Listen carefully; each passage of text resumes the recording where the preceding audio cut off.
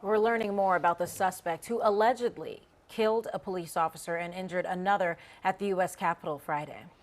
His family said he'd been suffering from a deep depression and mental illness. The suspect, 25 years old, Noah Green, was shot and killed by Capitol Police when he reportedly jumped out of his car with a knife in his hand, was lunging at other officers. Officer William Billy Evans, an 18-year veteran of the force, was killed by the car. The other Capitol Police officer injured was released from the hospital Saturday. And there are calls on Congress by the union that represents Capitol Police officers to once again beef up security. So we have retired FBI agent J.J. Claver joining us this morning. Good morning to you. Good morning. Hey. And it's interesting that just when folks think, okay, maybe we can take things down a notch after the riot that happened at the Capitol, then this. Are we going to soon come to the point where there's always going to have to be beefed up security at that public landmark, the Capitol?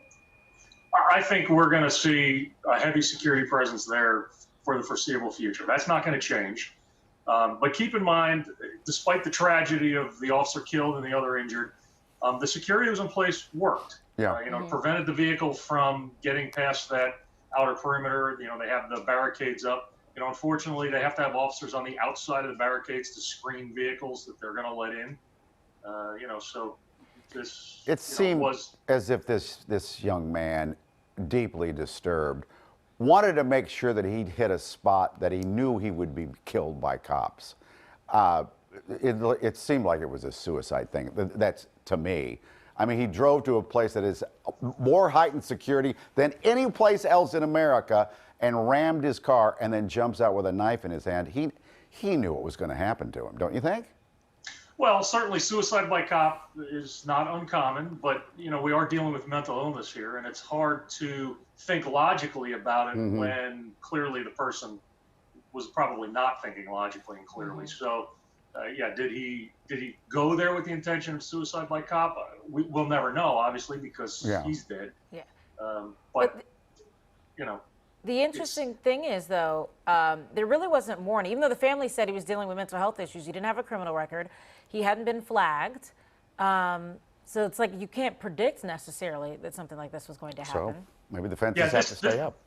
Yeah, this is the most difficult kind of attack to predict and prevent because there are no force signs. There's nothing warning that this is going to happen. He probably wasn't really posting a lot on social media about his paranoia and his fear of the government. He wasn't conspiring with anybody else. So all of the things that enable law enforcement to get ahead of these and prevent them really weren't there. I know they're so concerned about another Oklahoma City type bombing there at the Capitol, big truck bomb. And so it got me to thinking, and I put together a crude little map. Do you think at some point we're going to have to shut down Chestnut Street in front? Look how close Chestnut Street is to Independence Hall. So I drew this little purple sign all the way. Maybe it would become a real mall where you just don't have cars on the purple streets there. So it would be Market to Walnut, 5th to 6th. I don't know. I would not be shocked by that. Well, from a security standpoint, that would be great. I mean, that would be a way to better secure these National Historic Landmarks we have spread out through the city here. Unfortunately, that was done after 9/11 for a couple of years, caused a bit of a kerfuffle with the city. You're in the middle of a commercial, residential, tourist district with heavy traffic on the streets. It's difficult to close that off completely to traffic. The city really pushed back against that.